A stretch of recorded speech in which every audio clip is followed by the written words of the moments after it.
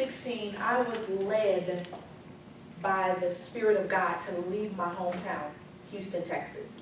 I was comfortable there. I built a successful company there. I know everybody there. And just suddenly, I was on my knees praying, and the Holy Spirit said, go. And I'm like, go? Where am I going? And what am I going for? Why do I have to go? And I began to call my mother, letting them know what I'd experienced when I was praying. And my mother said, well, I don't think the Holy Spirit told you that. Where did the Holy Spirit tell you to go? What are you going to do? And so to make a long story short, I embraced that moment. I embraced that go moment, and I stepped out on faith. And I got my 6-year-old, and I got in the car, and I called a moving company to put all of my things in storage and things of that sort. And so as I got on the road, I did not know exactly where I was going to go. And I was hesitant between Atlanta, Georgia, and Memphis, Tennessee. And so I decided to come to Atlanta. When I got to Atlanta, I was able to hear very clearly the voice of God say, do not do any networking or do anything for the first 4 to 6 weeks. You are to meditate and pray so that you can understand the direction for this next phase of your life. And so the 3rd week into Atlanta, I was driving. I'll never forget this. I received a call from a prophet that I worked with in the past, and he said, Velma, what are you doing? And I said, I'm driving. He said, well, can you pull over? I need to pray with you because I see where the enemy is trying to take you out. I'm preparing to go to Amsterdam, but I really need for you to pull over. And so I pulled over. I was on the freeway. I pulled over, and he started praying with me. And I continued to just go on my day. And the very next day, I was headed to a meeting that I wasn't supposed to have been taking anyway because I was still within my 4 to 6 weeks. And I had a crash. I was hit by a semi-tractor truck that spun me around in the middle of rush hour traffic, and then I was hit by another car. My car was totaled out. All I heard people screaming was, is she alive? I was taken to the hospital by Lifeline, and to come out of that accident without a scratch. That was the rebirth of my life. That was the beginning of a new life. And with that, it taught me how to walk by faith and not by sight. It also showed me how to be obedient to the voice of God.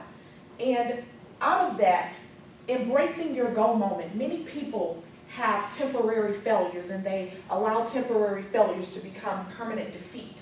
What I learned in my journey of continuing to go and not allowing failure to become permanent defeat is to stay focused and not listen to those voices of fear, those voices of doubt, and those voices of disbelief. So to fast forward, little did I know what God really had planned for me and for me to inspire into the lives of other people. In such a dark world as this time, where there are literally trials and tribulations and storms, not just a physical storm or a physical crash, but spiritual things that are happening in the world where people are losing their hope, they're losing their focus, and they're just losing the momentum of going forward in life. And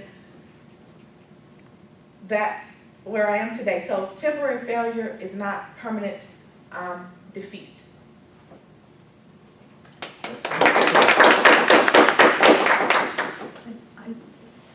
So you just had that weight in your pocket just in case that speaker's laugh goes. So I've You know it's gonna be a chance. Bam! I mean, so Where's Emerald? Is he in here too as well? here's my challenge. So I've been speaking.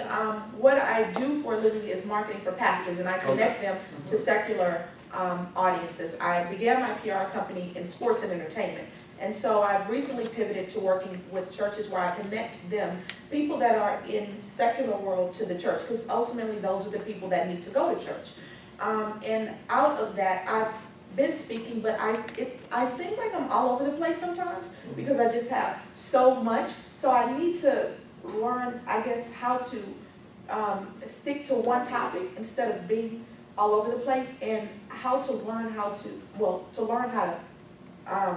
have a strong opening without being all over the place, basically. Rich was giving So- some advice earlier. Here's the about thing, did you write the book finding yet?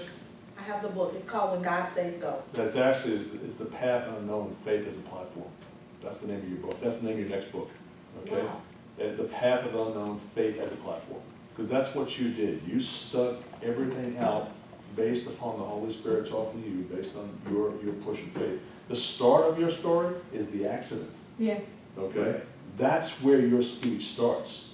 And then winds back into why you made the move to get you to the place you are, to understanding that that new platform for you that was always there was a path to yourself unknown of the adversities you had to take along the way in order to get there. Okay? That's it, that's your gig right there, okay? And there's, there's some symmetry with that, I guess you just said about yourself, meaning you're trying to get organized where you're not all over the place, but a part of going is that they're gonna be detours, it's not a straight line from the beginning to the end of your journey or the beginning to the end of your speech, so you went.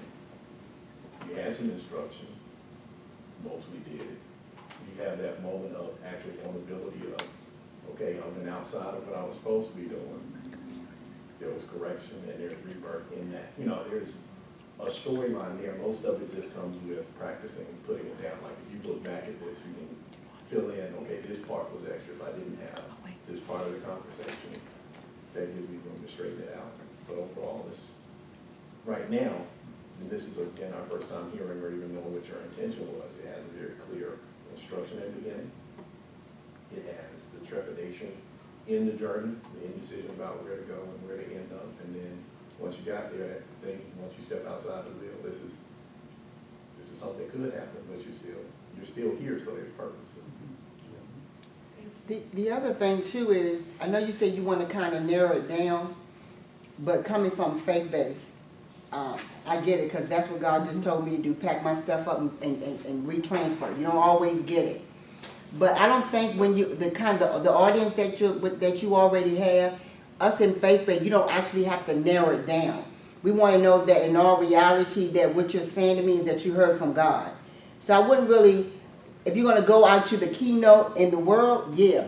But in that arena that you already in, I don't think you need to narrow it down. It's just more or less of, are you telling me what you hear? And that may not always be an actual, a speech out. It may be, I can say this, I was going to say this, but then all of a sudden God got me telling you something totally different. So I would say look at your audience to be able to know if you need to really have a speech, or if you need to be in that more of that place of being able to be more sensitive to what the Spirit is telling you to tell me at the moment. So I wouldn't actually just keen it in on to say, I got to have the speech, but really looking at your audience. But it was great. I know you was afraid at first, but you did awesome. I mean, great. Thank you. Yeah.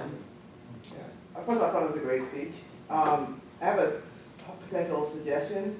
If you started your speech asking a question, have you ever stepped out on faith? Have you ever heard a really strong message, and what did you do? I'm here today because of this. Then jump into the car accident and then circle back to Awesome. That's good feedback. the beginning. Thank you. Here's the thing, why you have so much going on, and when you get up in front of the crew and everything else like this, it all comes out in different directions, okay? Because you haven't planned it yet. And that's evident. You haven't put it on paper yet. It's all still wandering up here. And I can tell you that's true, okay? Once you start to put it down and to really put it in chronological order, all right, you'll be talking inside of chronological order, knowing that you lived that story. It's your story.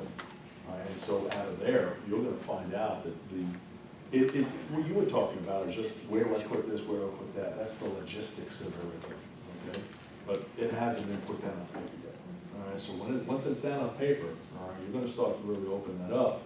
All right, and out of that going to come an outline, out of that going to come a book, and that's where it's going to come from, okay? And you'll find everything in my office is a whiteboard. I write on every wall, every window in my office. And that's where my stuff comes from. And so when you just haven't made that next transition all right, because God is talking about here, all right, and that's where your driven, your focus is, okay? But until you start to put it down here, that's where the thoughts themselves will now collect, okay, into some kind of reasonable pattern, all right? So you'll be actually a lot more, it's not to the point of confidence, you know you're confident, whatever it is. There's just a couple of things themselves, you just don't know what you're gonna say next, because you're thinking about too much. Yeah, that's Okay. it. Awesome. Excellent. Well done. Thank you so much. Good.